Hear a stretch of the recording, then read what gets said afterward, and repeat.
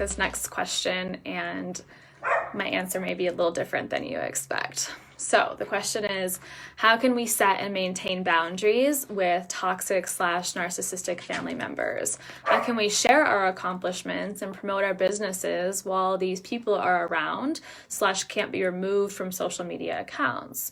The particular individuals we are dealing with find extreme displeasure in any business or personal success we have, so we often silence ourselves unnecessarily to keep the peace or fly under the radar, and we know that that's not the solution.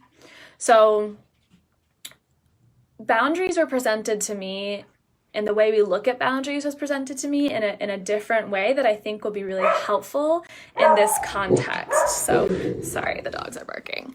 So I want you guys to think about boundaries instead of being something that people have to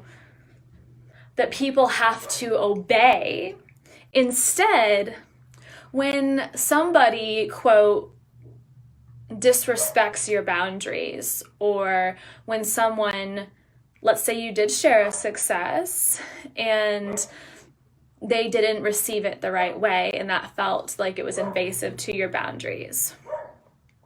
It's not actually the person breaking your boundaries when that feels like that, and instead it is this energy of betraying ourselves, betraying our own boundaries by allowing either somebody to treat us that way or to allow that to be held within our energy body. Is that making sense? So instead of how do I maintain these boundaries and how do I control them or make them, this way or that way, instead, can we think of it in the context of I, at all costs, must be true to myself. And I'm betraying myself by changing my behavior and not celebrating my success on social media or on Facebook or whatever, just out of the fact that I have these family members who are toxic and don't support me or find extreme displeasure in my success. So instead of, because we can't control them.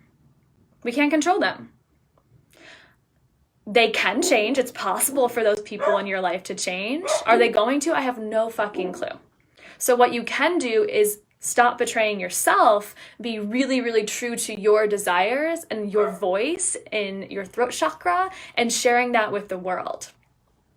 And if people don't like that, why do they have to like that? Why are they're not supposed, there's no rule that says they have to like what you post.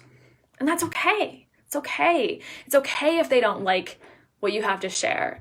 But what's worse, them not liking what you share or you withholding your truth, withholding your celebration, withholding your success, withholding your joy for what you've created in your life? So when we think about this in again, context of boundaries, we can't control other people, but we can control being true to ourselves and to upholding our boundaries for ourselves. Does that make sense? So while we can't control the narcissistic family members, what you can do is continue to do what feels right for you. And if what feels right for you is to share your business and personal success on Facebook because it might inspire people and it might encourage people to join you on your path, or someone might see themselves in you, or they might learn something from you, also consider what outweighs what. Does it outweigh, does the negative feedback you get from those family members outweigh the inspiration and joy and connection that you get to have with people who do support you, who are like, fuck yeah, that's amazing. I'm so happy for you. And oh my gosh, if you can do this, maybe I can too. So I want you to think about it in that context, but I more importantly want you to think about not betraying yourself and your truth and your message because of somebody else, because ultimately that is going to feel like the more core wound and the pain that is felt in the long run down the line from this.